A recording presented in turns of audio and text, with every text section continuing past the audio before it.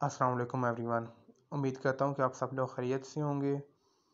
आज का जो हमारा टॉपिक है वो ये है कि what were the reasons behind the failure of 1956 constitution of Pakistan, कि 1956 के पाकिस्तान के आइन के क्या वजूहात थी फेलियर की।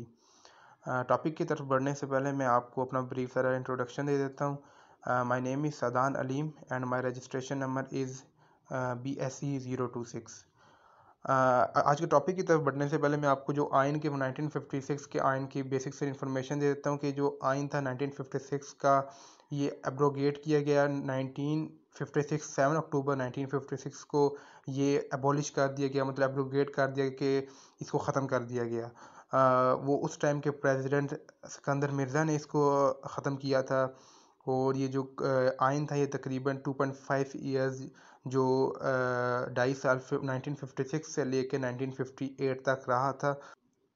The first reason is this lack of leadership. जैसा कि आपको पता है कि पाकिस्तान बनने के बाद पाकिस्तान वो जो सिंसियर लीडर्स थे जिन्होंने पाकिस्तान बनने में बहुत अपना अहम किरदार अदा किया था, उनकी आस्ता आस्ता डेथ होना स्टार्ट हो गई। जैसे जिन्ना और हो गए, लियाकत अली ख़ान हो गए, इनकी जब डेथ के बाद पाकिस्तान में जो सिंसियर लीडरशिप थी उनका फुकदान होने लगा। कोई ऐसे लीडर्स आगे आने लगे जो अपने कौमी मफादात से आगे अपने मफादात रखने लगे, जिनकी वजह से लोगों का उनके ऊपर अतमाद ख़त्म होने लगा। और ये एक अहम वजह थी कि लैक ऑफ लीडरशिप, जो सिंसियर लीडर थे उनके रिप्लेस कर दिया उनकी डेथ के पास अनसिंसियर लीडर्स ने, जिनका इतना ब्रॉड विजन नहीं था पाकिस्तान के अंदर। उन्होंने इतना अपना अहम किरदार अदा नहीं किया पाकिस्तान के बनने के बाद उसको प्रोग्रेस करने में, जिसकी वजह से जो उस टाइम के जो पाकिस्तानी लोग थे, क्योंकि आपको पता है उस टाइम पाकिस्तान के और बहुत लोगों के बहुत स्ट्रेस था, क्योंकि वो इतने पहले प्रेशर के अंदर जो माइग्रेशन वगैरह हो रही थी, वो पहले इतने प्रेशर के अंदर रह रहे थे। उसके बाद जो उनके ऊपर लीडर्स आके मुसल्लत हो गए, उनसे वो नाखुश थे। इसकी वजह से ये एक अहम वजह मानी जाती है कि जो 1956 का आइन था उसका फेल होने में ये एक अहम वजह है। The second reason is that weak political parties, ये ऊपर वाले फर्स्ट पॉइंट से ये इसका रिलेशन बनता है कि उस टाइम में जो no organise and discipline parties नहीं थी, क्योंकि आपको पता है कि जब पाकिस्तान बना तो मुख्तलिफ पार्टीज़ और जो अपने लोगों को रिप्रेजेंट कर रहे थे वो सामने आने लगी। वो कह रहे थे कि हम पाकिस्तान को अच्छी तरह चला सकते हैं, जिसकी वजह से उनमें ना यूनिटी रही। जैसे हमने पहले बात की है कि लैग ऑफ लीडरशिप थी, वो तो पहले ही मौजूद थी। और ये है कि जो पार्टीज़ पहले आ रही थी उनमें भी आपस में इख्तलाफ होने की वजह से वो आपस में लड़ने लग पड़े, और एब्सोल्यूट मेजॉरिटी नहीं थी गवर्नमेंट के अंदर। कोई एक ख़ास पार्टी गवर्नमेंट नहीं चला रही थी, वो आपस में लड़ रही है, जिसकी वजह से लोगों का एतमाद पाकिस्तान की पॉलिटिकल पार्टीज़ के ऊपर से उठने लगा। और ये है कि ऐसी पार्टी थी जो जिस तरह स्लाइड में शो हो रहा है कि वो were made and dissolve within nights, के एक रात में पार्टी बनती थी, अगले दिन वो डिज़ोल्व हो जाती थी। क्योंकि उनके विजन एक दूसरे के साथ मैच नहीं करता था, तो वो अपने अपने रास्ते के ऊपर चलने लग पड़ते थे। ये एक वीक पॉलिटिकल पार्टीज़ की एक ये वजह से पाकिस्तान का जो 1956 का आइन था वो फेल हुआ। The third reason is struggle of power. Another cause for the failure of 1956 constitution was the struggle for power between the heads of the state and legislature.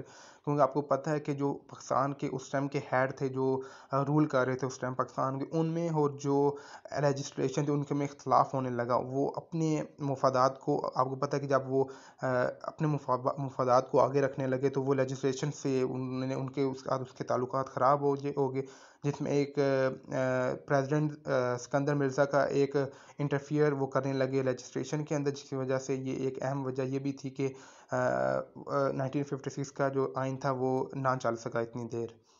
जो फोर्थ रीज़न था सोशल इकोनॉमिकल प्रॉब्लम्स, कि आपको पता है कि पाकिस्तान में बहुत ज़्यादा आबादी पाकिस्तान की ज़्यादा होने लगी, क्योंकि जो इंडिया में मुसलमान थे वो भी माइग्रेट करके पाकिस्तान में आने लगे, जिसकी वजह से पाकिस्तान में सोशल इकोनॉमिकल प्रॉब्लम्स क्रिएट होने लगे। Feroz Khan became P A, उस ज़माने जो फ़िरोज़ खान थे वो प्राइम मिनिस्टर बन गए, और जिनकी वजह से उनकी प्राइम मिनिस्ट्री के दौरान जो इन्फ्लेशन थी, जो गुर्बत थी, वो बहुत पीक के ऊपर चली गई थी। और ये है कि unfair distribution of the wealth हुई थी, कि जो अमीर बंदा था वो अमीर से अमीर तरह होने लग पड़ा, और जो गरीब बंदा था वो गरीब से गरीब, ये वाली स्ट्रेटजी इस्तेमाल की गई। और ये है कि वो बहुत प्रॉब्लम का वो वाला टाइम था, और जिसकी वजह से जो लोग थे वो स्ट्रेस के अंदर आ गए। और ये है कि उन्होंने फिर कॉन्स्टिट्यूशन को इतनी देर नहीं चलने दिया। जो फिफ्थ रीज़न था वो ये था नो रूल ऑफ लॉ, कि 1956 की कॉन्स्टिट्यूशन के अंदर लॉ का कोई रूल नहीं था। जो बंदा था, जिस फॉर एग्जांपल जो भी वहाँ पे हुक्मरान बैठा बैठा हुआ है, जो पावर के अंदर आदमी बैठा हुआ है, उसका कानून होता रहे कि वो जिसको, क्योंकि लॉ नहीं था, इतना मजबूत लॉ नहीं था उस टाइम बना हुआ। उसमें यह है कि जो गरीब था वो, उसके ऊपर हर एक का, उसमें छोटी सी भी वो गलती करता रहे तो उसकी सज़ा उसको मिलती रही है। लेकिन जो बड़े बड़े पॉलिटिकल पार्टीज़ में के जो पर्सन से, जब वो कोई भी गैर अनलॉफुल काम करते रहे तो उनको उसका अपनी पावर की बेसिस के ऊपर उनको उससे रिलीफ मिल जाता रहा, वो कानून के सामने वो पेश नहीं होते रहे। तो लोगों में ये भी एक जज्बात पैदा होने लगे कि जो एलीट तबका है मुल्क का, वो कानून से बरी हो जाता है, और जो नीचे वाला तबका है वो उसको कानून के सामने जवाबदेही दे ही देनी पड़ती है। तो ये एक मेजर रीज़न था for the failure of 1956 constitution of Pakistan. जो सिक्स्थ रीज़न बना था वो ये था कि रेफ्यूजीज़ प्रॉब्लम होने लगी। जैसे कि मैंने आपको पहले बात की है कि जो इंडिया के लोग थे वो पाकिस्तान में, क्योंकि पाकिस्तान, जब मुसलमान इंडिया में रहते थे वो पाकिस्तान में माइग्रेट करने लग पड़े, जिसकी वजह से पाकिस्तान में इतना ना वो इकोनॉमिकली स्टेबल था, ना इतना फाइनेंशियली स्टेबल था कि वो उनको एक्सेप्ट कर सकें, उनको अपनी, क्योंकि वो बहुत ज़्यादा आबादी, क्योंकि वर्ल्ड में जितनी भी माइग्रेशन हुई है सबसे बड़ी माइग्रेशन ये थी कि जो इंडिया और पाकिस्तान के दरमियान हुई थी। तो इसमें यह है कि पाकिस्तान में इतना ना उसके पास इतने वसाइल थे, ना वो इतना स्टेबल था कि उस टाइम में वो उनको अपने पाकिस्तान में एक्सेप्ट करे, और उसको हेल्थ में की जो प्रॉब्लम्स होती हैं उसका, वो कि फूड की जो प्रॉब्लम्स होती है उनको वो टैकल करे, या उनकी हेल्थ की प्रॉब्लम्स करे, फूड की करे, उनका शेल्टर उनको प्रोवाइड करे। तो ये बहुत वजह हुई, क्योंकि पाकिस्तान में जो लोग आ रहे थे उनको इतनी सहूलियात मुयसर नहीं हो रही थी।